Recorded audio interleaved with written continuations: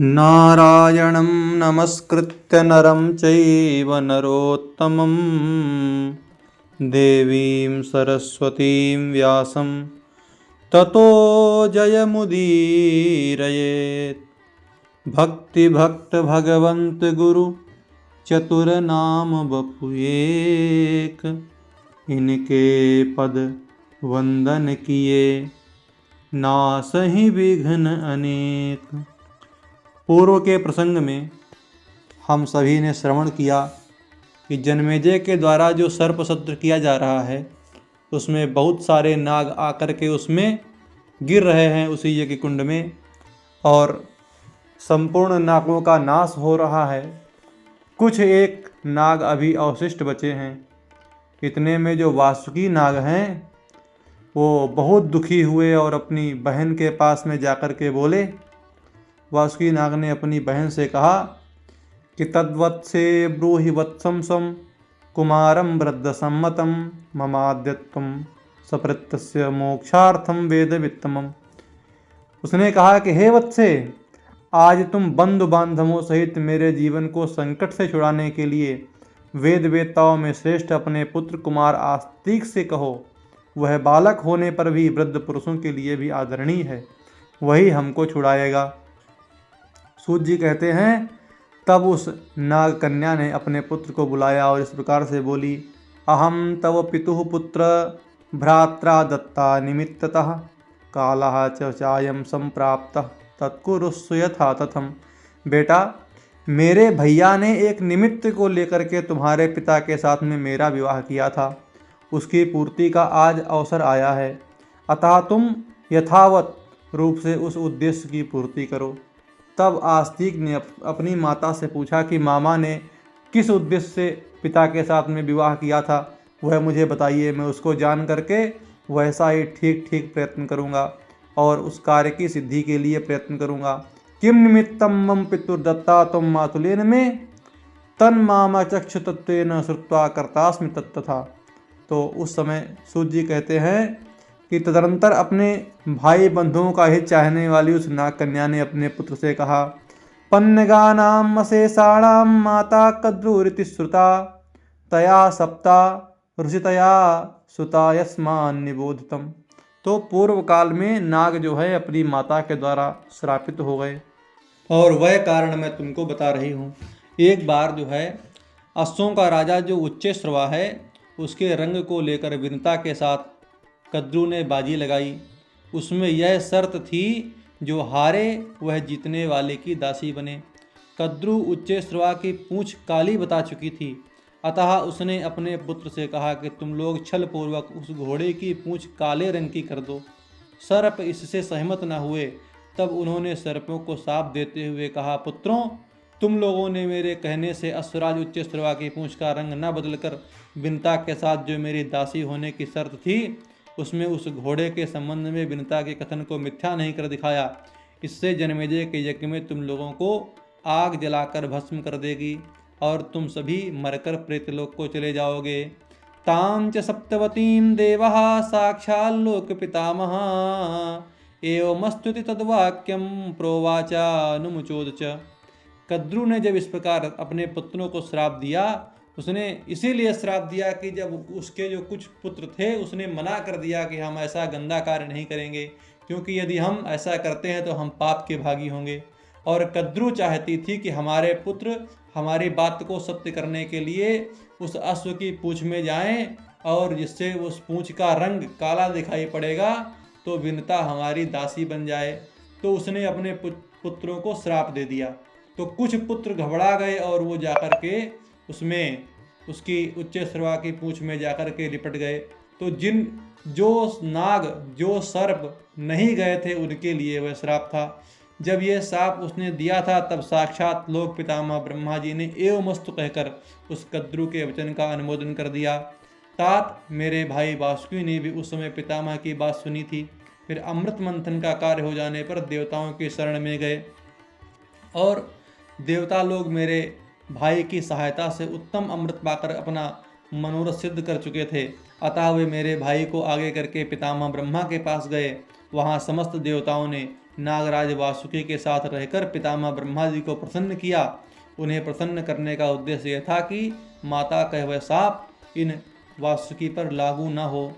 देवताओं ने कहा, वासुकिर्नागराजोऽयं दुःखितो ज्ञाति कारणात् अभिशापः तु मातस्तु भगवान न भवेत् कथम।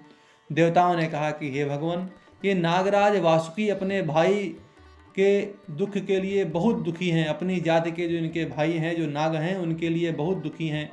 ऐसा कोई उपाय है जिससे इनकी माता का श्राप इनके ऊपर लागू ना हो। तो ब्रह्मा जी ने कहा कि जरत्कारु मुनि, जरत्कारु नाम वाले जिस पत्नी को ग्रहण करेंगे उसके गर्भ से उत्पन्न ब्राह्मण सर्पों को माता के शाप से मुक्त करेगा। एतश्रुत्वा तु वचनं वासुकी पन्न गोत्तमः प्रसादान् मामरक्ष प्रख्य तव पित्रे महात्मने प्रागेवानागते काले तस्मात् त्वं मय्य जायथा अयं सकालो संप्राप्तो भयान्नस्त्रातुमर्हसि।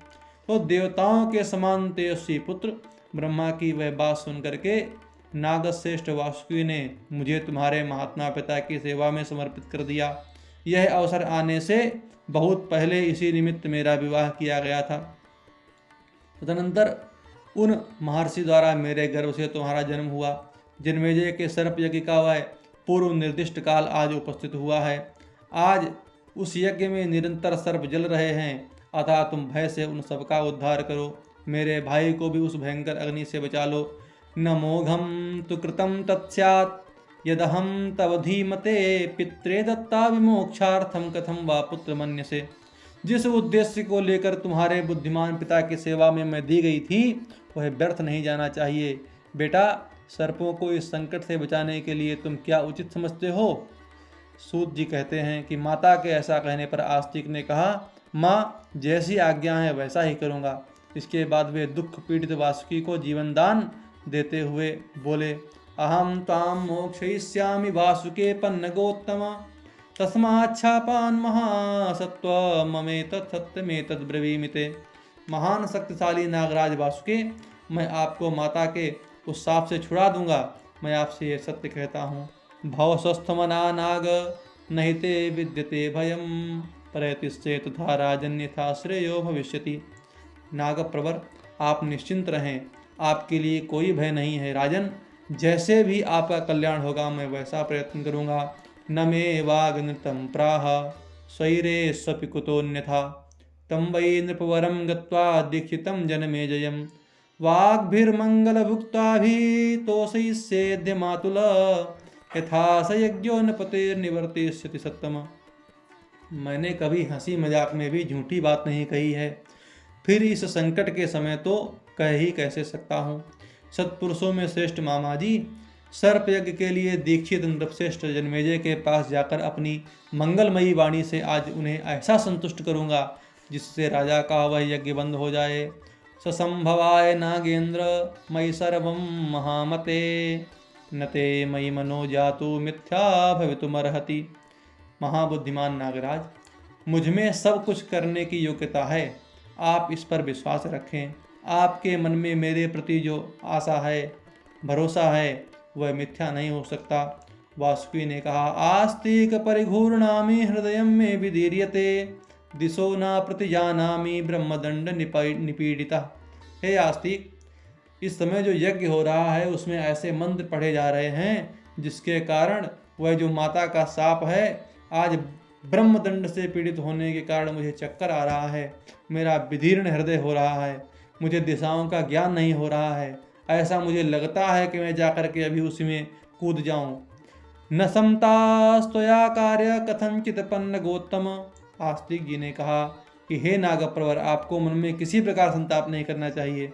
सर्प यज्ञ की धधकती हुई आग से जो भय आपको प्राप्त हुआ है मैं उसका नाश कर दूंगा। ब्रह्मदंडम महाघोरम कालाग्नि समतेजसम नाशयिष्यामि मातृत्वम भयम कारसी कथंचन। कालाग्नि के समान दाहक और अत्यंत भयंकर सर्प का यज्ञ में आज अवश्य नष्ट कर डालूंगा, अतः आप उससे किसी तरह भय न करें। वह सूत जी कहते हैं, इस प्रकार जब आस्तिक जी ने कहा तो नागराज वासुकी के भयंकर चिंता ज्वर को दूर कर और उसे अपने ऊपर लेकर द्विश्रेष्ठ आस्तिक बड़ी उतावली के साथ नागराज वासुकी आदि के प्राणों को संकट से छुड़ाने के लिए राजा जन्मेजय के उस सर्प यज्ञ में गए जो समस्त उत्तम गुणों से संपन्न था। सगत्वा पश्यदास्तिको यज्ञायतनमुत्तमं वृत्तं सदस्यैर्बहुभिः सूर्यवन्य समप्रभै। वहाँ पहुँच करके आस्तिक ने परम उत्तम यज्ञ मंडप देखा जो सूर्य और अग्नि के समान तेजस्वी अनेक सदस्यों से भरा हुआ था। सतत्रवारितो द्वास्तै प्रविशन् द्विशतमः अभितुष्टावतम यज्ञं प्रवेशार्थी परंतपः। द्विश्रेष्ठ आस्तिक जब यज्ञ मंडप में प्रवेश करने लगे उस समय द्वारपालों ने उन्हें रोक दिया। तब काम क्रोध आदि शत्रुओं को संतप्त करने वाले आस्तिक उसमें प्रवेश करने की इच्छा रखकर उस यज्ञ की स्तुति करने लगे। इस प्रकार उस परम उत्तम यज्ञ मंडप के निकट पहुंच करके पुण्यवानों में श्रेष्ठ आस्तिक ने अक्षय कीर्ति से शोभित यजमान राजा जन्मेजय ऋतुजों सदस्यों तथा यज्ञ अग्निदेव का स्तवन आरंभ कर दिया। आस्तिक ने कहा, सोमस्य यज्ञो वरुणस्य यज्ञः प्रजापते यज्ञासीत् त्रयागे तथा यज्ञोऽयं तव भारताग्र्य पारीक्षित स्वस्ति नोस्तु प्रियेभ्यः। हे भरतवंशियों में श्रेष्ठ जन्मेजय, चंद्रमा का जैसा यज्ञ हुआ था, वरुण ने जैसा यज्ञ किया था और प्रयाग में प्रजापति ब्रह्मा जी का यज्ञ जिस प्रकार समस्त सद्गुणों से संपन्न हुआ था उसी प्रकार तुम्हारा यज्ञ भी उत्तम गुणों से संपन्न है। हमारे प्रीतनों का कल्याण हो। यहाँ पर एक पंक्ति श्लोकों में स्तुति करते हुए एक पंक्ति कहते हैं कि पारीक्षित स्वस्ति नोस्तु प्रियेभ्यः। तो हे परीक्षित, जो हमारे परिजनों का कल्याण हो, हमारे परिजनों का कल्याण हो। तो ये प्रत्येक श्लोक को कहते हुए यही कहते हैं कि हमारे परिजनों का कल्याण हो। दूसरा श्लोक कहा, शक्रस्य यज्ञः शतसंख्य युक्तः तथा पुरोस्तुल्य संख्यं शतं वै तथा यज्ञोऽयं तव भारताग्र्य पारीक्षित स्वस्ति नोस्तु प्रियेभ्यः। हे भरत कुल शिरोमणि परीक्षित कुमार, इंद्र के यज्ञों की संख्या 100 बताई गई है। राजा पुरु के यज्ञों की संख्या भी उनके समान 100 ही है। उन सबके यज्ञों के तुल्य ही तुम्हारा यह यज्ञ शोभा पा रहा है। हमारे परिजनों का कल्याण हो। यमस यज्ञो हरिमेधसश्च यथा यज्ञोरन्ति देवस्य राज्ञः तथा यज्ञोऽयं तव भारताग्र्य पारीक्षित स्वस्ति नोस्तु प्रियेभ्यः। जन्मेजय, यमराज का यज्ञ, हरिमेधा का यज्ञ तथा राजा रंतदेव का यज्ञ जिस प्रकार श्रेष्ठ गुणों से संपन्न था वैसा ही तुम्हारा यह यज्ञ है। हमारे परिजनों का कल्याण हो। गयस्य यज्ञः शशबिन्दोश्च यज्ञो यज्ञस्तथा वै श्रवणस्य राज्ञः तथा यज्ञोऽयं तव भारताग्र्य पारीक्षित स्वस्ति नोस्तु प्रियेभ्यः। महाराज गय का यज्ञ, राजा शशबिंदु का यज्ञ तथा राजाधिराज कुबेर का यज्ञ जिस प्रकार उत्तम विधि विधान से संपन्न हुआ था वैसा ही तुम्हारा यह यज्ञ है। हमारे परिजनों का कल्याण हो। नृगस्य यज्ञस्त्वजमीढश्च चासीत् यथा यज्ञो दाशरथेश्च राज्ञः तथा यज्ञोऽयं तव भारताग्र्य पारीक्षित स्वस्ति नोस्तु प्रियेभ्यः। राजा नृग, राजा अजनमीढ़ और महाराजा दशरथ नंदन श्री राम जी ने जिस प्रकार यज्ञ किया था वैसा ही तुम्हारा यह यज्ञ है। हमारे परिजनों का कल्याण हो। यज्ञः श्रुतो दिवि देवस्य सूनो युधिष्ठिरस्याजमीढस्य राज्ञः तथा यज्ञोऽयं तव भारताग्र्य पारीक्षित स्वस्ति नोस्तु प्रियेभ्यः। हे भरत श्रेष्ठ जन्मेजय, अजमीढ़ वंशी धर्मपुत्र राजा युधिष्ठिर के यज्ञ की ख्याति स्वर्ग के श्रेष्ठ देवताओं ने भी सुनी है। वैसा ही तुम्हारा भी यह यज्ञ है। हमारे परिजनों का कल्याण हो। कृष्णस्य यज्ञः सत्यवत्या सुतस्य स्वयं च कर्म प्रचकार यत्र तथा यज्ञोऽयं तव भारताग्र्य पारीक्षित स्वस्ति नोस्तु प्रियेभ्यः। सत्यवती नंदन व्यास जी का यज्ञ जिसमें उन्होंने स्वयं सब कार्य संपन्न किया था वैसा हो पाया था, वैसा ही तुम्हारा भी यह यज्ञ है, हमारे प्रियजनों का कल्याण हो। तुम्हारे ये ऋत्विज सूर्य के समान तपस्वी हैं और इंद्र के यज्ञ की भांति तुम्हारे इस यज्ञ का भली भांति अनुष्ठान करते हैं। कोई भी ऐसी जानने योग्य वस्तु नहीं है जिनका इन्हें ज्ञान न हो। इन्हें दिया हुआ दान कभी नष्ट नहीं हो सकता। द्वैपायन वेदव्यास के समान पारलौकिक साधनों में कुशल दूसरा कोई ऋत्विज नहीं है, क्योंकि उस यज्ञ में स्वयं वेदव्यास जी भी बैठे हुए हैं। तो वहाँ पर यही कह रहे हैं कि भगवान वेदव्यास के समान तो कोई ऋत्विज ही नहीं है। यह मेरा निश्चित मत है कि इनके शिष्य ही अपने अपने कर्मों में निपुण होता उद्गाता आदि सभी प्रकार के ऋत्विज हैं जो यज्ञ कराने के लिए संपूर्ण भूमंडल में विचरण करते हैं। विभावसुश्चेत्र भानुर्महात्मा हिरण्यरेता हुत भू कृष्ण वर्त्मा प्रदक्षिणावर्त शिखा प्रदीप्तो हव्यम तवेदम हुत भूग्वष्टिदेवः। जो विभावसु चित्रभानु महात्मा हिरण्यरेता हविष्य भोजी तथा कृष्ण वर्त्मा कहलाते हैं, वे अग्निदेव तुम्हारे इस यज्ञ में दक्षिणावर्त शिखाओं से प्रज्वलित हो दी हुई आहुति को भोग लगाते हुए तुम्हारे उस हविष्य की सदा इच्छा रखते हैं। नेह तदन्यो विद्यते जीवलोके समो नृपापालयिता प्रजानां धृत्या च ते प्रीतमना सदाहं तुम वा वरुणो धर्म राजो यमो वा। इस मृत्युलोक में तुम्हारे सिवा कोई दूसरा ऐसा राजा नहीं है जो तुम्हारी भांति प्रजा का पालन कर सके। तुम्हारे धैर्य से मेरा मन सदा प्रसन्न रहता है। तुम साक्षात वरुण धर्मराज एवं यम के समान प्रभावशाली हो। सक्रा साक्षात वज्रपाणिर्यथेह त्राता लोकेस्मिन् तुम तथेह प्रजानां मतस्त्वं न पुरुषेन्द्रेह लोके न च तदन्यो भूपतिरस्ति यज्ञे। इस संसार में तुम्हारे सिवा कोई ऐसा भूपाल नहीं है जो तुम जैसा प्रजापालक हो। जिस प्रकार इंद्र वज्र लेकर के संपूर्ण प्रजा की रक्षा करते हैं, उसी प्रकार तुम भी इस लोक में हम प्रजा वर्ग के पालक माने गए हो। खट्वांगानाभदिलीपकस्य ययाति मान्धा त्रिसम प्रभाव आदित्य तेजः प्रतिमान तेजा भीष्मो यथा राजसि सुव्रतस्त्वम्। हे राजन, तुम खट्वांग नाभाग और दिलीप के समान प्रतापी हो। तुम्हारा प्रभाव राजा ययाति और मानधाता के समान है। तुम अपने तेज से भगवान सूर्य के प्रचंड तेज की समानता कर रहे हो। जैसे भीष्म पितामह ने उत्तम ब्रह्मचर्य का पालन किया था, उसी प्रकार तुम भी इस यज्ञ में परम उत्तम व्रत का पालन करते हुए शोभा पा रहे हो। वाल्मीकिवत्ते निवृत्तं सुवीर्यं वसिष्ठवत्ते नियतस्य कोपः प्रभुत्वमिन्द्र तुसमं मतं मे द्युतिमस्य नारायणवत् विभाति। महर्षि वाल्मीकि की भांति तुम्हारा अद्भुत पराक्रम तुमसे छिपा नहीं हुआ है। महर्षि वशिष्ठ के समान तुमने अपने क्रोध को काबू कर रखा है। मेरी ऐसे मान्यता है कि तुम्हारा प्रभुत्व इंद्र के ऐश्वर्य के तुल्य है और तुम्हारी अंग कांति भगवान नारायण के समान शोभित होती है। तुम यमराज की भांति धर्म में निश्चित सिद्धांत को जानने वाले हो। भगवान श्री कृष्ण की भांति सर्वगुण संपन्न हो। वसुगुणों के पास जो संपत्तियां हैं, वैसी ही संपदाओं के तुम निवास स्थान हो तथा यज्ञों की तो तुम साक्षात निधि ही हो। राजन, तुम बल में दंभोद्भव के समान और अस्त्र के ज्ञान में परशुराम के समान हो। तुम्हारा तेज और्व और त्रित नामक महर्षियों के तुल्य है। राजा भगीरथ की भांति तुम्हारी ओर देखना भी कठिन है।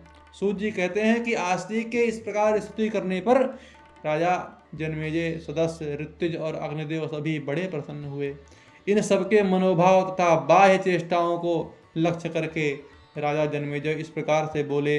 राजा जन्मेजय ने कहा कि बालोपयं स्तविरिभाव भासते नायं बालास्तविरोजं मतो मे इच्छाम्यहं वरमस्मै प्रदातुं तन्मे विप्रा संविदद्धं यतावत्। हे ब्राह्मणों, यह बालक तो है, वृद्ध समान पुरुषों के समान ये बात करता है, इसलिए मैं इसे बालक नहीं मानता, मैं तो इसे वृद्ध मानता हूँ। और मैं इसको वर देना चाहता हूँ। इस विषय में आप लोग अच्छी तरह विचार करके अपनी सम्मति दीजिए। सदस्यों ने कहा कि ब्राह्मण यदि बालक हो तो भी यहाँ राजाओं के लिए सम्माननीय ही है, यदि वह विद्वान हो तब तो कहने की बात ही क्या। अतः ये ब्राह्मण बालक आज आपसे यथोचित रीति से अपनी संपूर्ण कामनाओं को पाने के योग्य है, किंतु वर देने से पहले तक्षक नाग चाहे जैसे ही शीघ्रता पूर्वक हमारे पास आ पहुँचे वैसा हमें करना चाहिए। तो वर में तब जो है हमको देना चाहिए इसे, जब हम वैसा कर लें कि तक्षक नाग हमारे पास आ जाए। उसके बाद जो है जैसा मन हो वैसा कीजिए। सूत जी कहते हैं, व्याहर्तु कामे वरदेन्द्र पे द्विजम वरम वृणीस्वेति ततोऽभ्युवाच होता वाक्यम नातिष्ठान्तरात्मा कर्मण्यस्मि तक्षको नैव तावत्।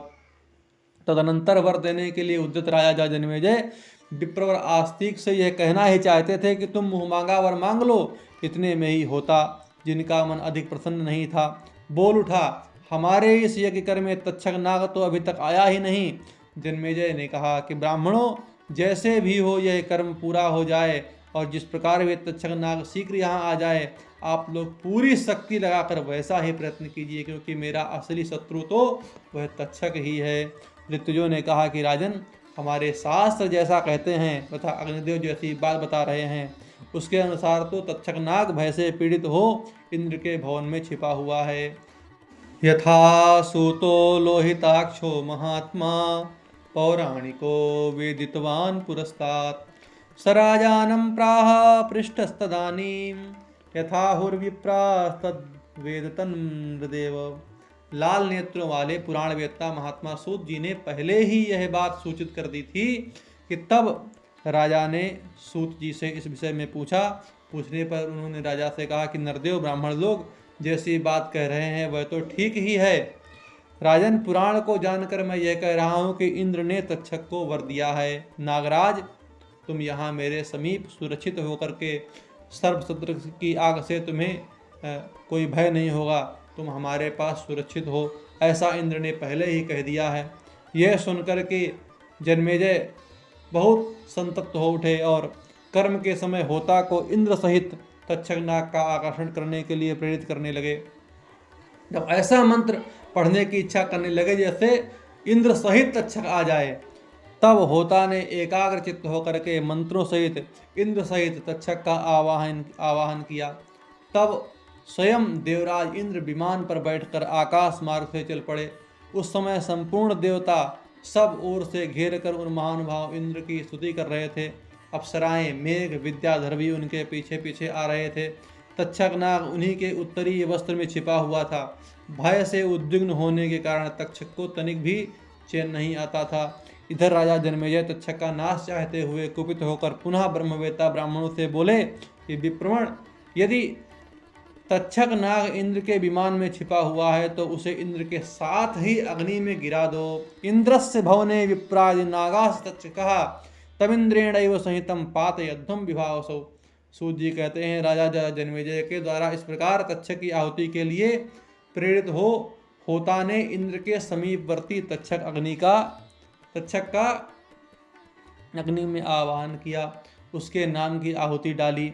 इस प्रकार आहुति दी जाने पर क्षण भर में इंद्र सहित तक्षक नाग आकाश में दिखाई दिया। उस समय उसे बड़ी पीड़ा हो रही थी। उस यज्ञ को देखते ही इंद्र अत्यंत भयभीत हो उठे और तक्षक नाग को वहीं छोड़कर बड़ी उतावली और घबराहट के साथ अपने भवन को ही चलते बने। इंद्र के चले जाने पर तक्षक भय से मोहित हो मंद शक्ति से खींचकर व्यवस्था पूर्वक अग्नि की ज्वाला के समीप आने लगा। राजेंद्र, आपका यह यज्ञ कर्म विधिवत संपन्न हो ही रहा है, तब आप इन विप्रवर आस्तिक को मनोवांछित वर दे सकते हैं। ऋतुजों ने अब जब वह तक्षक अग्नि के ज्वालाओं के समीप आने लगा तो ऋतुजों ने उन जन्मेजय से कहा कि अब आपका तो कार्य संपन्न हो रहा है और जो ब्राह्मण ये आए हैं इतना बढ़िया स्तुति वगैरह किए हैं, आप इनको अब तो वर दे सकते हैं।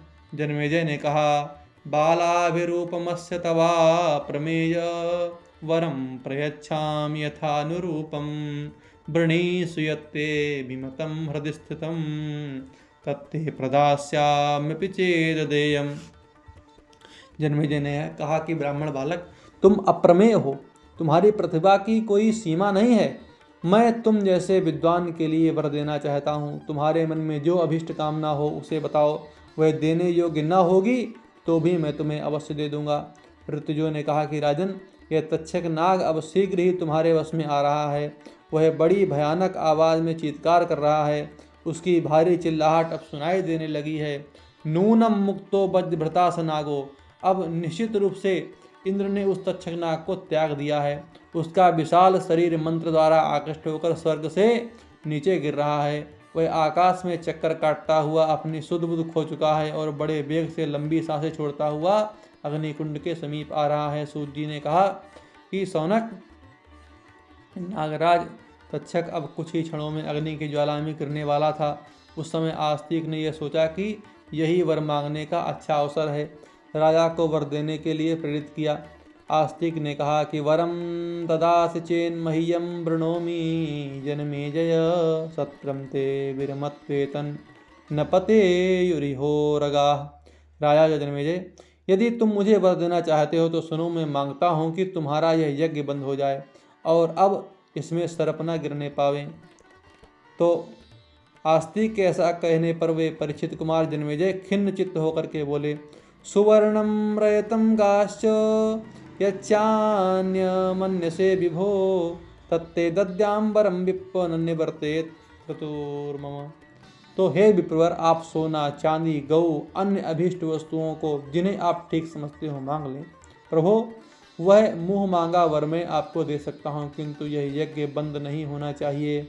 आस्तिक ने कहा कि मैं तुमसे सोना, चांदी, गौएं नहीं मांगूंगा। मेरी यही इच्छा है कि तुम्हारा यह यज्ञ बंद हो जाए, जिससे मेरी माता के कुल का कल्याण हो। आस्तिके नैव मुक्तस्तु राजा पारीक्षितस्तदा पुनः पुनर्वाचेदम आस्तिकम वदतांबरा। उग्र श्रवाजी कहते हैं कि हे सौनक जी, आस्तिक के ऐसा कहने पर उस समय वक्ताओं में श्रेष्ठ राजा जनमेजय ने उनसे बार बार अनुरोध किया कि कोई दूसरा वर मांगिए, आपका कल्याण हो। किंतु आस्तिक ने दूसरा कोई वर नहीं मांगा। संपूर्ण वेद वेदता सभासदों ने एक साथ संगठित होकर राजा से कहा कि ब्राह्मणों, वर अब तो आपको देना ही चाहिए। ब्राह्मण को आपको वर देना चाहिए, क्योंकि आपने पहले से ही कह दिया है। और सौनक जी ने कहा कि सूतनंदन, इस सत्र की धधकती हुई आग में जो जो सर्प गिरे थे उन सबके मैं नाम बताता हूँ। बहुत इसमें सर्प गिर चुके हैं, अरबों खरबों की संख्या में। सहस्राणि बहून्यस्मिन् प्रयुतान्यर्बुदानि च न शक्यं परिसंख्यातुं बहुत्वा द्विशतम। द्विश्रेष्ठ, इस यज्ञ में सहस्रों, लाखों एवं अरबों शंख गिरे थे। उनकी संख्या बहुत होने के कारण गणना नहीं की जा सकती, किंतु मैं उनमें प्रधान प्रधान जिन नागों की आहुति दी गई थी उनके नाम बताता हूँ। पहले वासुकी के कुल में उत्पन्न हुए मुख्य नागों के नाम सुनो। वे सबके सब कोई सफ़ेद, कोई लाल, कोई भयानक थे। उनके शरीर विशालकाय और विष अत्यंत भयंकर थे। वे बेचारे सर्प माता के साप से पीड़ित हो व्यवस्था पूर्वक सर्प यज्ञ की आग में होम दिए गए थे। उनके नाम इस प्रकार हैं: कोटिस, मानस, पूर्ण, लस, पाल, हलीमक, पिच्छल, कौड़प, चक्र, कालवेग, प्रकालन, हिरण्यबाहु, शरण, कक्षक और कालदंतक। एते वासुकीजा नागाः प्रविष्टा हव्यवाहने अन्ये च बहवो विप्र तथा वै कुल संभवा। ये वासुकी के वंशज नाग थे जिन्हें अग्नि में प्रवेश करना पड़ा। विप्रवर, ऐसे ही दूसरे भी बहुत से भयंकर महाबली सर्प थे जो उसी कुल में उत्पन्न हुए थे। वे सबके सब सत्र उस सर्प सत्र की ज्वाला में आहुति बन गए थे। अब तक्षक के कुल में उत्पन्न नागों का वर्णन करूंगा। उनके नाम सुनो: पुच्छांडक, कमलंडक, पिंड सेक्ता, रभेणक, उच्छिक, सरभ, भंग, बिल्वतेजा, विहोरण, शिली, शलकर, मूक, सुकुमार, प्रवेपन, मुदगर, सुसरोमा, सुरोमा और महाहनु। ये तक्षक के वंशज थे जो सर्प सत्र की अग्नि में समा गए। पारावतः पारिजातः पांडरो हरिणः कृशा विहंगः सर्भो मेधः प्रमोदः संतपा संहतापनः ऐरावत कुलादेपे प्रविष्टा हव्यवाहनम्। पारावत, पारिजात, पांडर, हरिण, कृश, विहंग, सरभ, मेध, प्रमोद और संहतापन ये ऐरावत के कुल के आकर के उस अग्नि में आहुति बन गए थे।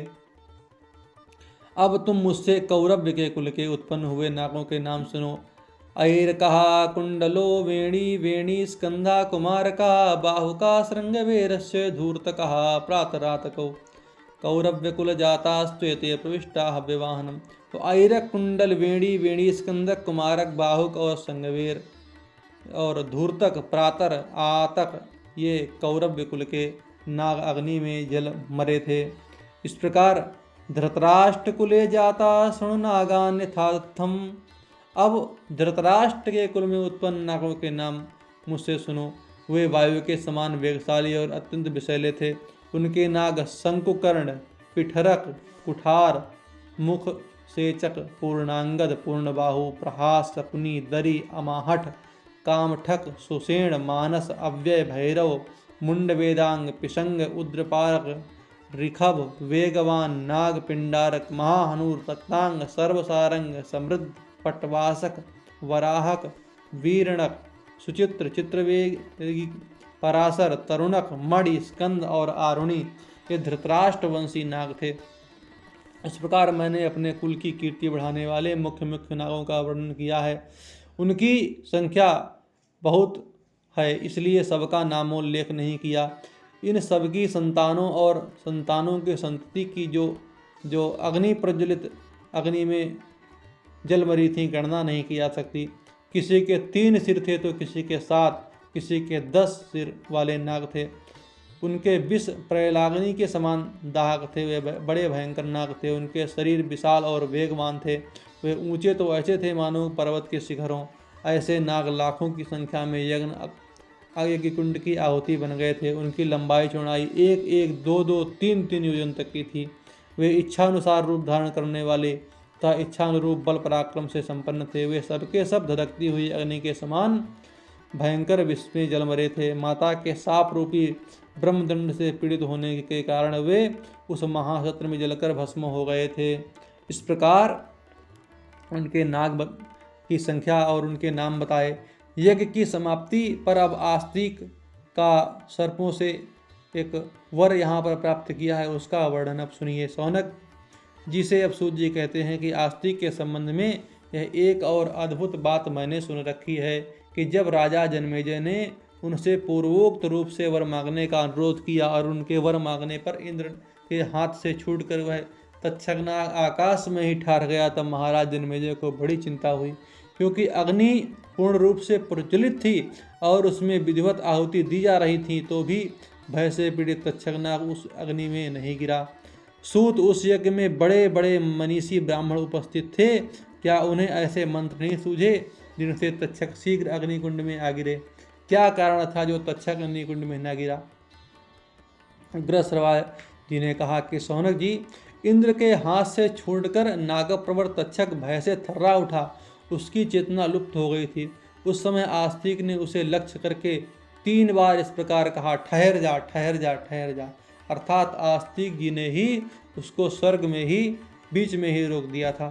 तो इस प्रकार तब तक्षक पीड़ित हृदय से आकाश में उसी प्रकार ठहर गया जैसे कोई मनुष्य आकाश और पृथ्वी के बीच में लटक गया हो। ततो राजा ब्रवीद वाक्यम सदस्यैः शोधितो भृशं काम में तद्भवत्येवं यथास्तिकस्य भाषितम्। तदनंतर सभासदों के बार बार प्रेरित करने पर राजा जन्मेजय ने यह बात कही, अच्छा, आस्तिक ने तो जैसा कहा है वैसे ही हो। समाप्यतामिदं कर्म पन्नगाः सांत्वनामया प्रीता मयमास्तिकः सत्यं सूतवचोस्तु तत्। यज्ञ कर्म समाप्त किया जाए, नागगण कुशल पूर्वक रहें और ये आस्तिक प्रसन्न हो, साथ ही सूत जी की कही हुई बात भी सत्य हो। ततो हला शब्दः प्रीतिदः समजायत आस्तिकस्य वरे दत्ते तथैवो परिणाम च। जन्मेजय के द्वारा आस्तिक को यह वरदान प्राप्त होते ही सब और प्रसन्नता बढ़ाने वाली हर्षध्वनि छा गई और पांडव वंशी महाराज जन्मेजय का वह यज्ञ बंद हो गया। ब्राह्मणों को वर देकर भरतवंशी राजा जन्मेजय को वह भी प्रसन्नता हुई। ऋत्विग्भ्यासदेभ्यो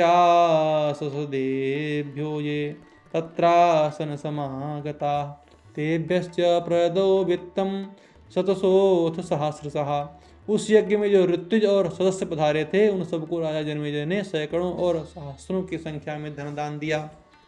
लोहिताक्ष सूत तथा शिल्पी को, जिसने यज्ञ के पहले ही बता दिया था कि इस सर्वसत्र को बंद करने में एक ब्राह्मण निमित्त बनेगा, प्रभावशाली राजा जन्मेजय ने उसको बहुत धन दिया, जिनके पराक्रम की कहीं तुलना नहीं है। उन जन्मेजय ने प्रसन्न होकर यथायोग्य द्रव्य और भोजन वस्त्र आदि का दान करने के पश्चात शास्त्रीय विधि के अनुसार अवभृत स्नान किया। आस्तिक शुभ संस्कारों से संपन्न और मनीषी विद्वान थे। अपना कर्तव्य पूर्ण कर लेने के कारण वे कृतकृत्य एवं प्रसन्न थे। राजा जन्मेजय ने उन्हें प्रसन्न चित्त होकर घर के लिए विदा दी और कहा, ब्रह्मन, मेरे भावी अश्वमेध नामक यज्ञ में आप सदस्य हों और उसी समय पुनः पधारने की कृपा करें। आस्तिक ने प्रसन्नतापूर्वक कहा, बहुत अच्छा कहकर राजा की प्रार्थना स्वीकार कर ली और अपने अनुपम कार्य का साधन करके राजा को संतुष्ट करने के पश्चात वहां से शीघ्रतापूर्वक प्रस्थान किया। वे अत्यंत प्रसन्न हो घर जाकर मामा और माता से मिले और उनके चरणों में प्रणाम करके वहां का सब समाचार सुनाया। एतश्रुत्वा प्रियमाणा समेता एतत्रासन पन्नगावीत मोहा आस्तिके वै प्रीतिमन्तो बभूवुः रुचुश्चैनं वरमिष्टं वर्णीस्व।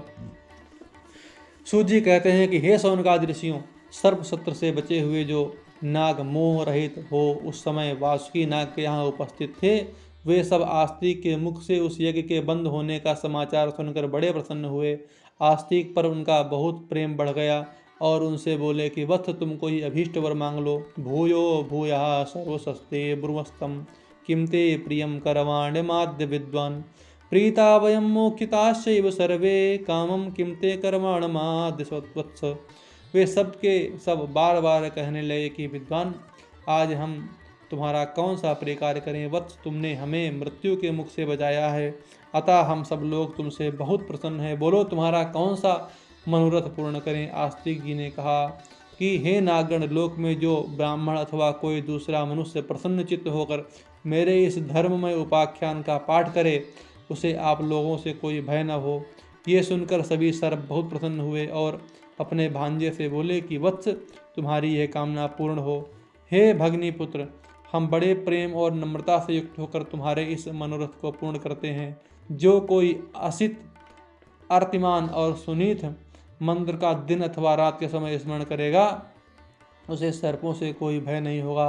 असितं चार्तिमन्तं च सुनीतं चातिया स्मरेत दिवा वाय दिवा रात्रो नाश सर्प भयम भवेत। जो कोई असित, आर्तिमान और सुनीत, इन तीन का जो है जप करता है, उसे सर्पों से कोई भय नहीं रहता। यो जरत्कारणा जातो जरत्कारो महायशाः आस्तिका सर्वसत्रे वा पन्नगान यो विरक्षत तम स्मरन्तम महाभागा नमाम हिंसतुमर्हत। मंत्र और उनके भाव इस प्रकार हैं। जरत्कारु ऋषि से, जरत्कारु नामक कन्या से जो आस्तिक नामक यशस्वी ऋषि उत्पन्न हुए तथा जिन्होंने सर्प सत्र में तुम सर्पों की रक्षा की, उनका मैं स्मरण करता हूँ। भाग्यवान सर्पों, तुम लोग मुझे मत डसो। सर्पाप सर्प भद्रम ते गच्छ सर्प महाविष जन्मेजयस्य यज्ञान्ते आस्तिक वचनम स्मर।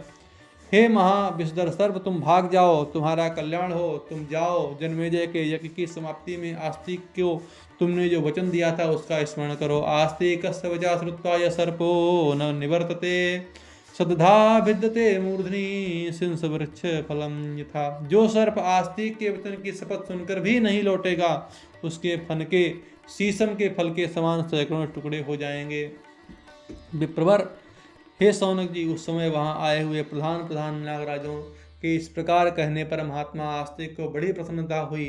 तदनंतर वहां से चले जाने का विचार किया। इस प्रकार सर्वसत्र के नागों का उद्धार करके द्विजश्रेष्ठ महात्मा धर्मात्मा आस्तिक ने विवाह करके पुत्र पौत्र आदि उत्पन्न किए और समय आने पर मोक्ष प्राप्त किया।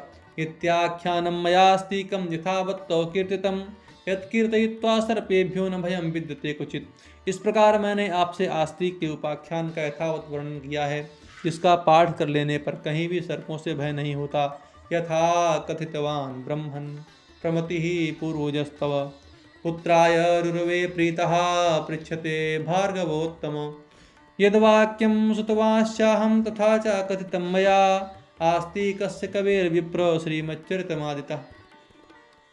हे भृगुवंशी शिरोमणि, आपके पूर्वज प्रमति ने अपने पुत्र रुरु के पूछने पर जिस प्रकार आस्तिकोपाख्यान कहा और जिसे मैंने भी सुना था, उसी प्रकार विद्वान महात्मा आस्तिक के मंगलमय चरित्र का मैंने प्रारंभ से ही वर्णन किया है। श्रुत्वा धर्मिष्ठमाख्यानम आस्तिकम पुण्यवर्धनम यन्मां तम पृष्टवान् ब्रह्मन् श्रुत्वा डुण्डुभाषितम् वेदुते सुमहद्ब्रह्मन् कौतूहलमरिन्दम। आस्तिक का यह धर्ममय उपाख्यान पुण्य की वृद्धि करने वाला है, काम क्रोधादि शत्रुओं का दमन करने वाला। ब्राह्मण कथा प्रसंग में डुंडुभ की बात सुनकर आपने मुझसे जिसके विषय में पूछा था वह सब उपाख्यान मैंने कह सुनाया है। इसे सुनकर आपके मन का महान कौतूहल अब निवृत्त हो जाना चाहिए। इस प्रकार यहाँ पर आस्तिक का यह उपाख्यान समाप्त होता है। अब महाभारत का उपक्रम आरंभ होता है। भृगुवंशा प्रभृत्येव तया मे कीर्तितं महत् आख्यानमखिलं तात सौते प्रीतोऽस्मि तेन ते। सौनक जी बोले कि हे सूतनंदन, आपने भृगुवंश से प्रारंभ करके मुझे यह सब महान उपाख्यान सुनाया है, इससे मैं बहुत प्रसन्न हूँ। वक्ष्यामि चैव भूयस्त्वां यथावत् सूतनंदन याः कथा व्यास संपन्नास्ताश्च भूयो विचक्षु मे। सूत पुत्र, अब मैं पुनः आपसे यह कहना चाहता हूँ कि भगवान व्यास ने जो कथाएं कही हैं उनका मुझसे यथावत वर्णन कीजिए। तस्मिन् परम दुष्पारे सर्वसत्रे महात्मनां कर्मांतरेषु यज्ञस्य सदस्यानां तथा ध्वरे या बभूवो कथाश्चित्रा ये स्वर्थेषु यथा तथं त्वत्ता इच्छामहे श्रोतुं सौते तुम वै प्रचक्षुनः। जिनका पार होना कठिन था और ऐसे सर्प यज्ञ में आए हुए महात्मा एवं सभासदों को जब यज्ञ कर्म से अवकाश मिलता था, उस समय उनमें जिन जिन विषयों को लेकर के जो जो विचित्र कथाएं होती थीं, उनका आपके मुख से हम यथार्थ वर्णन सुनना चाहते हैं। सूतनंदन, हमसे आप अवश्य कहिए। अब यहाँ पर उग्र श्रवाजी ने कहा कि यज्ञ कर्म से अवकाश मिलने पर अन्य ब्राह्मण तो वेदों की कथाएं कहते थे, परंतु व्यास जी अति विचित्र महाभारत की कथा सुनाया करते थे। सौनक जी ने कहा कि महाभारतमाख्यानम पांडवानां यशस्करम जन्मेजय पृष्ठासन कृष्णद्वैपायनस्तथा। यहाँ से महाभारत की कथा का आरंभ होता है। श्रावयामास विधिवत तदा कर्मांतरे तु सहा तामहं विधिवत पुण्यां सोतुमिच्छामि वै कथाम।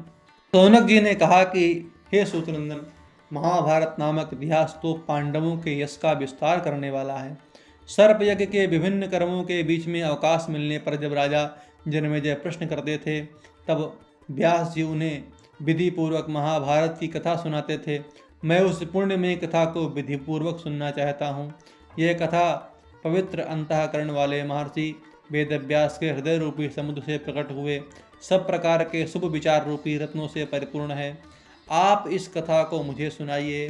अब उग्र श्रवाजी ने कहा कि मैं बड़ी प्रसन्नता के साथ महाभारत नामक उत्तम उपाख्यान का आरंभ मैं करूँगा, जो कृष्णद्वैपायन वेदव्यास जी को अभिमत है। विप्रवर, मेरे द्वारा कही जाने वाली संपूर्ण महाभारत कथा को आप पूर्ण रूप से सुनिए। यह कथा सुनाते समय मुझे भी महान हर्ष होता है। अब यहाँ से महाभारत की कथा सुना रहे हैं। सूत जी ने कहा, श्रुत्वा तु सर्वसत्राय दीक्षितं जन्मेजयम् अभ्यगच्छत् ऋषिर्विद्वान् कृष्णद्वैपायनस्तदा। जब विद्वान महर्षि कृष्णद्वैपायन ने सुना कि राजा जन्मेजय ने सर्पयज्ञ की दीक्षा ली है, तब वे वहाँ पर आए।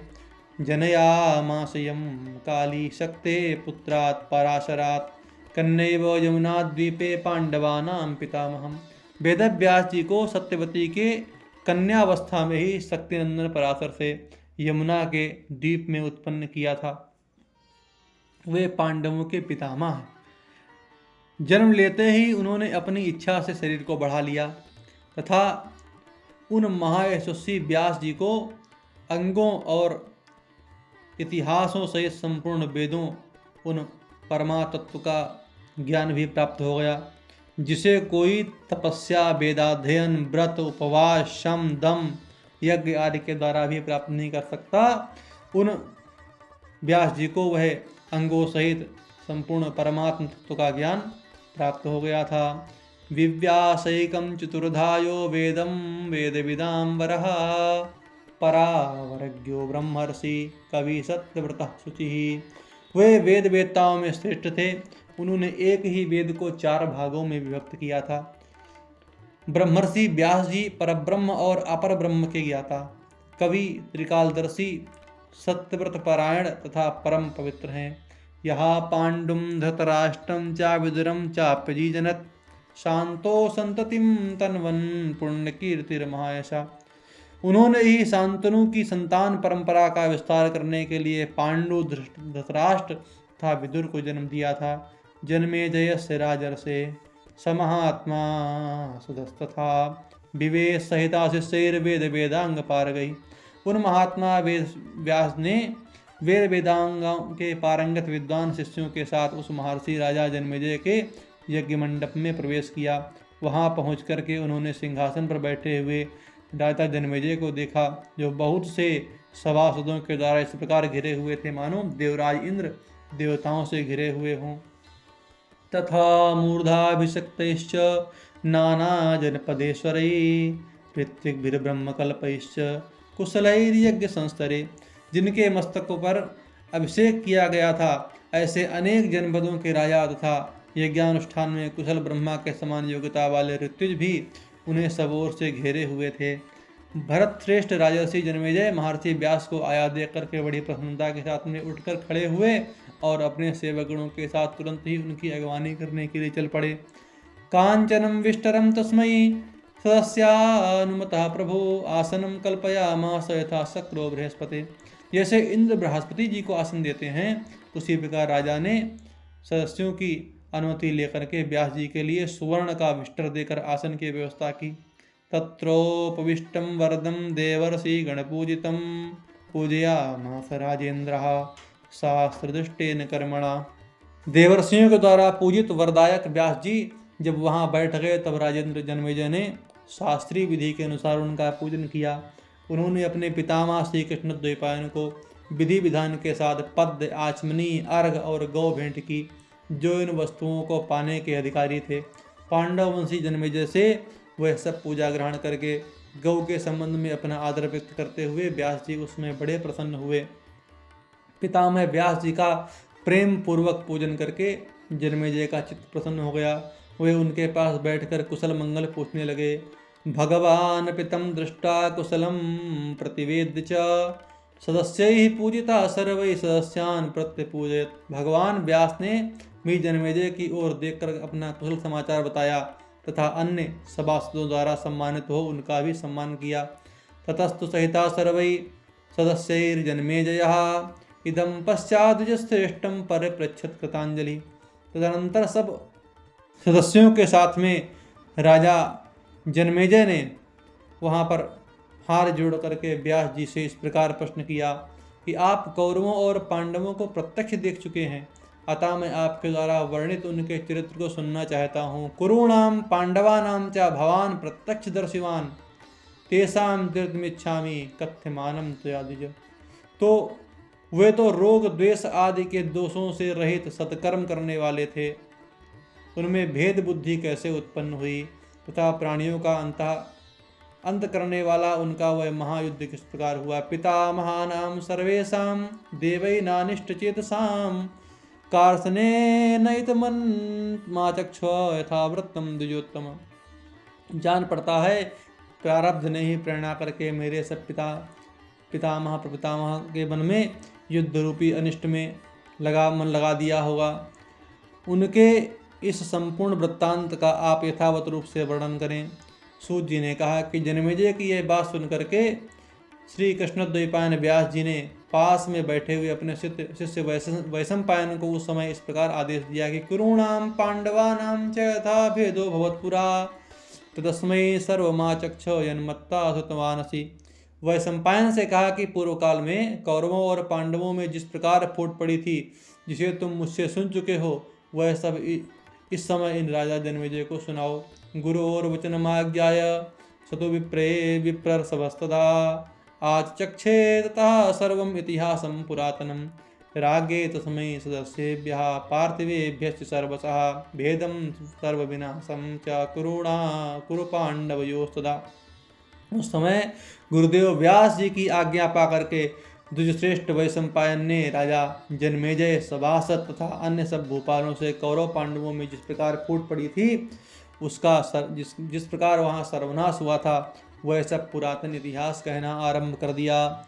और वैशंपायन जी ने कहा, गुरवे प्रांग नमस्कृत्य मनोबुद्धि समाधिभिः संपूज्य च विद्वान् सर्वार्थान्यान् पुरुषो विदुषो जनान् महर्षे विश्रुतस्येह सर्वलोकेषु धीमतः प्रवक्ष्यामि मतं कृत्स्नं व्यासस्यास्य महात्मनः।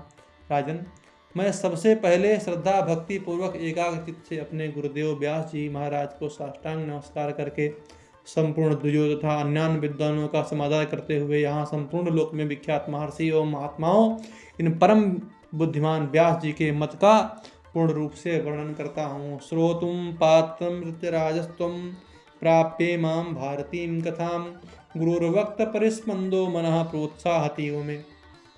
तुम इस महाभारत की कथा को सुनने के लिए उत्तम पात्र हो और मुझे यह कथा उपलब्ध है तथा श्री गुरु जी के मुखारबिंद से मुझे यह आदेश भी मिल गया है कि मैं तुम्हें यह कथा सुनाऊं।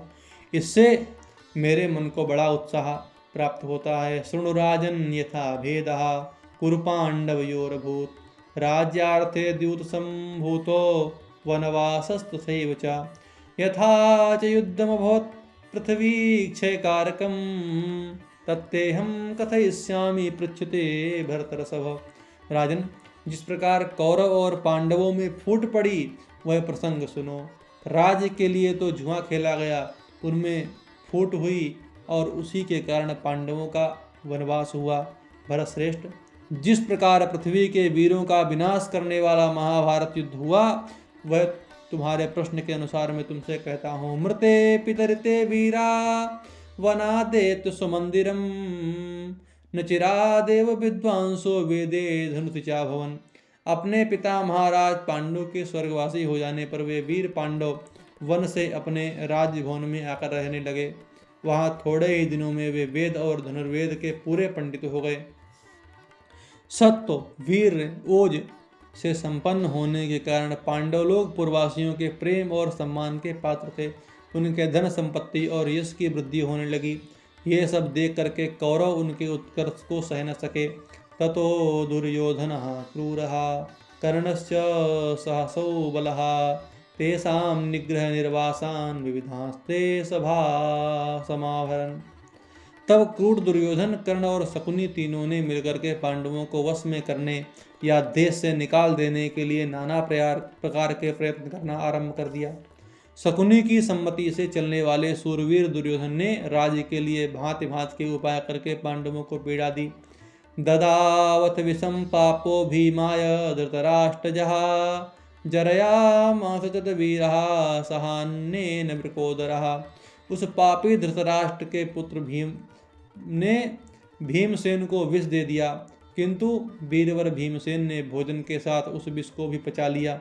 फिर दुर्योधन ने गंगा के प्रमाण कोटि नामक तीर्थ पर सोए हुए भीम को बांधकर गंगा के गहरे जल में डाल दिया और स्वयं चुपचाप नगर में लौट आया। जब कुंती नंदन महाबाहु भीम की आँख खुली तब वे सारा बंधन तोड़कर बिना किसी पीड़ा के उठ खड़े हुए। एक दिन दुर्योधन ने भीमसेन को सोते समय उनके संपूर्ण अंग प्रत्यंग में काले सर्पों की से डसवा दिया, किंतु शत्रुघाती भीम मर न सके। कौरवों के द्वारा किए हुए उन सभी अपकारों के कारण पांडवों को उनसे छुड़ाने अथवा उनका प्रतिकार करने के लिए परम बुद्धिमान विदुर जी सदा सावधान रहते थे। जैसे स्वर्गलोक में निवास करने वाले इंद्र संपूर्ण जीव जगत को सुख पहुँचाते रहते हैं, उसी प्रकार विदुर जी भी सदा पांडवों को सुख दिया करते थे। यदा तु विविधोपायैः संवृत्तैर्बिभ्रतैरपि नाशकृत विनिहन्तुं तान् दैवभाव्यर्थ रक्षितान्। भविष्य में जो घटनाएं घटित होने वाली थीं उसके लिए मानो देव ही पांडवों की रक्षा कर रहा था। जब छिपकर या प्रकट रूप में किए हुए उपायों से भी दुर्योधन पांडवों का नाश न कर सका तब उसने कर्ण और दुशासन आदि मंत्रियों से सलाह करके धृतराष्ट्र की आज्ञा से वारणावत नगर में एक लाह का घर बनाने की आज्ञा दी। सुत प्रियसी तान राजा पांडवानंबिका सुतः ततो विवासयामास राजभोग बुभुक्षया। अंबिकानंदन धृतराष्ट्र अपने पुत्र का प्रिय करना चाहते थे तथा उन्होंने राजभोग की इच्छा से पांडवों को हस्तिनापुर छोड़कर वारणावत के लिए लाक्षागृह में रहने की अनुमति दे दी।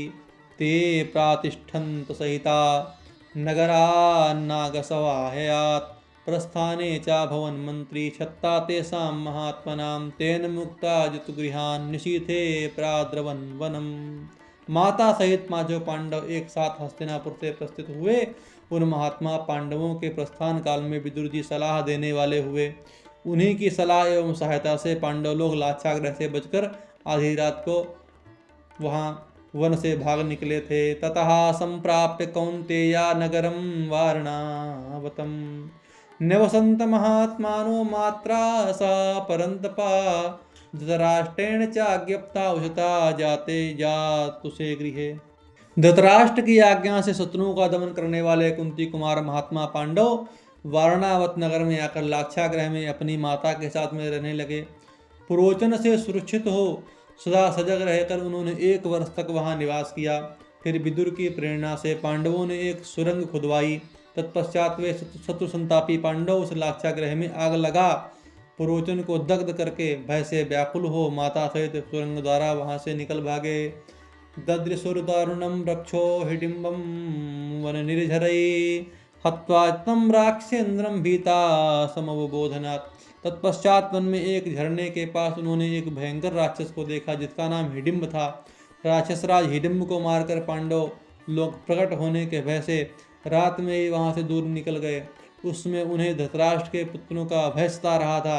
हिडिम्ब वध के पश्चात भीम को हिडिम्बा नाम की राक्षसी पत्नी रूप में प्राप्त हुई जिसके गर्भ से घटोत्कच का जन्म हुआ। एक चक्राम ततो गत्वा पांडवा संसितव्रता वेदाध्ययन संपन्नास्ते भवन ब्रह्मचारिण। तदनंतर कठोर व्रत का पालन करने वाले पांडव एक चक्रा नदी नगरी में जाकर के वेदाध्ययन पारायण ब्रह्मचारी बन गए। ते तत्र नीता कालम कंचिदुसुर नरसभा मात्रा सहायक चक्रायाम ब्राह्मणस्य निवेशने। एक चक्रा नगरी में वे नरश्रेष्ठ पांडव अपनी माता के साथ में एक ब्राह्मण के घर में कुछ काल तक टिके रहे। उस नगर के समीप एक मनुष्य बक्षी राक्षस रहता था। उसका नाम था बक। एक दिन महाबाहु भीमसेन उस क्षुधातुर महाबली राक्षस बक के समीप गए। तम चापि पुरुषव्याघ्रो बाहुवीर्येण पांडवः नियत्य तरसा वीरो नागरान पर्यशान्तयत्। नरश्रेष्ठ पांडुनंदन वीरवर भीम ने अपने बाहुबल से उस राक्षस को वेग पूर्वक मारकर वहां के नगरवासियों को धैर्य बंधाया। ततस्ते शुश्रूषु कृष्णाम पंचालेषु स्वयंवराम श्रुत्वा चैवाभिगच्छन्त गत्वा चैवा लभन्त ताम। वहीं सुनने में आया कि पांचाल देश की राजकुमारी कृष्णा का स्वयंवर होने वाला है। यह सुनकर पांडव वहां गए और जाकर उन्होंने राजकुमारी को प्राप्त कर लिया। द्रौपदी को प्राप्त करने के बाद पहचान ली के जाने के वे 1 वर्ष पांचाल देश में ही रहे। फिर शत्रुदमन पांडव पुनः हस्तिनापुर लौट आए। वहां आने पर धृतराष्ट्र तथा शांतनु नंदन भीष्म ने उनसे कहा, तात तुम्हें अपने भाई कौरवों के साथ लड़ने झगड़ने का अवसर न प्राप्त हो, इसके लिए हमने विचार किया है तुम लोग खांडव प्रस्थ में रहो। वहाँ अनेक जनपद उससे जुड़े हुए हैं। वहाँ सुंदर विभाग पूर्वक बड़ी बड़ी सड़कें बनी हुई हैं। अतः तुम लोग ईर्ष्या का त्याग करके उस खांडव प्रस्थ में रहने के लिए जाओ। उन दोनों के इस प्रकार आज्ञा देने पर सब पांडव अपने समस्त सुहृदों के साथ सब प्रकार के रत्न लेकर खांडव प्रस्थ को चले गए। वहाँ वे कुंती पुत्र अपने अस्त्र शस्त्रों के प्रताप से अन्यान्य राजाओं को अपने वश में करते हुए बहुत वर्षों तक निवास करते रहे। इस प्रकार धर्म को प्रधानता देने वाले सत्यव्रत के पालन में तत्पर सदा सावधान एवं सजग रहने वाले क्षमाशील पांडव वीर बहुत से शत्रुओं को संतप्त करते हुए वहां निवास करने लगे। अजयत भीमसेन स्तुति संप्राची महायशस्वी भीमसेन ने पूर्व दिशा पर विजय पाई और उदीचीर अर्जुनो वीरहा प्रतीचीम नकुलस्तथा। दक्षिणाम सहदेवस्तु दिग्विजय परवीरः। नकुल ने पश्चिम, अर्जुन ने उत्तर शत्रु वीरों का संहार करने वाले सहदेव ने दक्षिण दिशा पर विजय पाई। एवं चक्रुडिमं सर्वे वसे कृत्स्नाम वसुंधराम पंचभी सूर्य संकाशे सूर्येण च विराजता षट सूर्येवा भवत पृथ्वी पांडवै सत्य विक्रमई। इस तरह सब पांडवों ने समूची पृथ्वी को अपने वश में कर लिया। वे पांचों भाई सूर्य के समान तेजस्वी थे। आकाश में नित्य उदित होने वाले सूर्य तो प्रकाशित होते ही थे। इस पृथ्वी पर सत्य पराक्रमी पांडवों के होने से यह पृथ्वी मानो 6 सूर्यों से प्रकाशित होने वाली बन गई। तदनंतर कोई निमित्त बन जाने के कारण सत्य पराक्रमी धर्मराज युधिष्ठिर ने अपने प्राणों से भी अत्यंत प्रिय स्थिर बुद्धि तथा अपने सद्गुणों से संपन्न भाई अर्जुन को वन में भेज दिया। अर्जुन अपने धैर्य, सत्य, पराक्रम, विजयशीलता के कारण भाइयों से अधिक प्रिय थे। उन्होंने अपने बड़े भाई की आज्ञा का कभी उल्लंघन नहीं किया था। वे पूरे 12 वर्ष और 1 मास तक वन में घूमते रहे। उस समय उन्होंने निर्मल तीर्थों की यात्रा की और नाग कन्या उलूपी को पाकर के पांड्य देशी नरेश चित्रवाहन की पुत्री चित्रांगदा को प्राप्त किया। उन्होंने स्थानों में उन देशों के साथ कुछ काल तक निवास किया। तत्पश्चात वे किसी समय द्वारिका में भगवान श्री कृष्ण के पास गए। वहां अर्जुन ने मंगलमय वचन बोलने वाली कमल लोचना सुभद्रा को, जो वसुदेव नंदन श्री कृष्ण की छोटी बहन थी, पत्नी रूप में प्राप्त किया। जैसे इंद्र से सची और भगवान विष्णु से लक्ष्मी संयुक्त हैं, उसी प्रकार सुभद्रा बड़े प्रेम से पांडुनंदन अर्जुन से मिली। तत्पश्चात कुंती कुमार अर्जुन ने खांडवप्रस्थ में भगवान वासुदेव के साथ रहकर अग्निदेव को तृप्त किया। नृपश्रेष्ठ जन्मेजय भगवान श्री कृष्ण का साथ होने से अर्जुन इस प्रकार इस कार्य में ठीक उसी तरह अधिक परिश्रम या भार का अनुभव नहीं कर रहे थे। जिस प्रकार दृढ़ निश्चय को सहायक बनाकर देव शत्रुओं का वध करते हुए भगवान विष्णु को भार या परिश्रम की प्रतीति नहीं होती है। तदनंतर अग्नि ने संतुष्ट होकर के अर्जुन को उत्तम गांडीव धनुष, अक्षय बाणों से भरे हुए 2 तुणीर और 1 कपिध्वज रथ प्रदान किया। उसी समय अर्जुन ने महान असुर मय को खांडव वन में जलने से बचाया था। इससे संतुष्ट होकर उसने अर्जुन के लिए 2 दिव्य सभा भवन का निर्माण किया, जो सब प्रकार के रत्नों से शोभित था।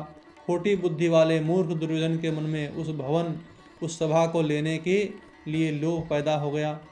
तब उसने शकुनी की सहायता से कपटपूर्ण जुए के द्वारा युधिष्ठिर को ठग लिया। उन्हें 12 वर्ष तक वन में और 13 वर्ष तक राष्ट्र में अज्ञात रूप में वास करने के लिए भेज दिया। इसके बाद 14वें वर्ष में पांडवों ने लौटकर अपना राज्य और धन मांगा। महाराज, जब इस प्रकार न्यायपूर्वक मांगने पर भी उन्हें राज्य नहीं मिला, तब दोनों दलों में युद्ध छिड़ गया। फिर तो पांडव वीरों ने क्षत्रिय कुल का संहार करके राजा दुर्योधन को भी मार डाला और अपने राज्य को, जिसका अधिकांश भाग उजाड़ हो चुका था, पुनः अपने अधिकार में कर लिया। विजयी वीरों में श्रेष्ठ जन्मेजय अनायास महान कर्म करने वाले पांडवों का यही पुरातन इतिहास है। इस प्रकार राज्य के विनाश के लिए उनमें फूट पड़ी और युद्ध के बाद उन्हें विजय प्राप्ति हुई। इस प्रकार यह संक्षेप में कुछ अंश को यहाँ पर प्रस्तुत किया है। अब महाभारत की जो महत्ता है उसका वर्णन अग्रिम प्रसंग में करेंगे।